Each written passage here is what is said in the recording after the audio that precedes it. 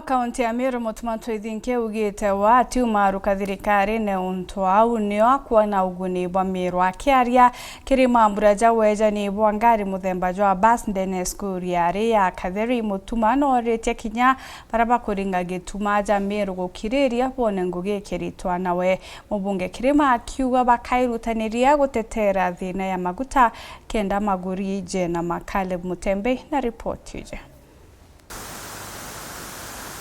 Ithiritwe irentuko ya mwanya na gikeno kiri cukuru yare akatheri aria bamukirite mbasi kuma kiri thirikari gukurukira mubunge wao Kirima Nguchine kiatho kithiritwe gikinywa ni Atongeria kathomba kuma kaunti ya Meru. Mwarimu munene wa cukuru eu agicokia nkatho akiuga ni tagari aria bata. And we are really very grateful. I could hear you saying Kimeru mbasi ikeja na basi ekweja.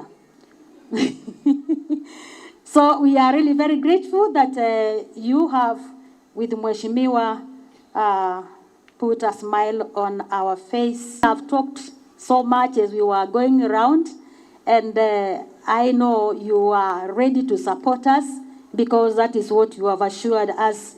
Therefore, today I'm very excited because of what Mheshimiwa Moses Kirima has done to Kaderi girls. Mugeni wa gitio ngavana wa kaunti ya Meru Reverend Isaac Mutuma Mtwethingia augite rais ni akinyaniritie wira nekire cukuru eu akiongera thirikari ya kaunti ikagwatanira na thirikari nene kenda gutungatira Ameru. And you know the school has so many challenges, so many problems that we can't handle them ourselves here at the county level.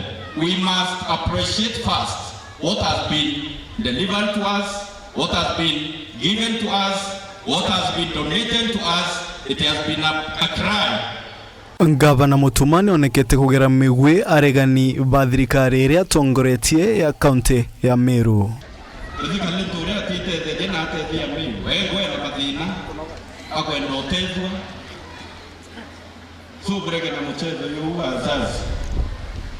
So tuliwa President Ruto ituta na tuena sababu yeo support Ruto no ntubaki ndiki kato atura tuya potuya taiba antubangi kwankari.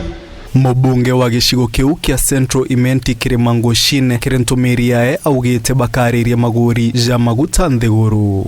That bus, we are going to be fueling it. But as we speak, the prices of fuel in Kenya has rocketed within a very short time. What we are going to appeal to the National Assembly is that let's speak chorus as members of Parliament so that we can be able to discuss the prices of fuel. For it is going to affect each and everybody in this Republic of Kenya. As you go back to your homes today, I know prices have been hiked by matatos and it's because of fuel prices. When we go back to Parliament, we discuss about fuel prices and that VAT, which is 8% because it was 16 and we reduced it now to be 8%. We can do away with that 8%, it becomes 0. The prices of fuel, VAT should not be there at all. Reporter Anteto Chiaweru ni Ûgambi Caleb wa Mutembei.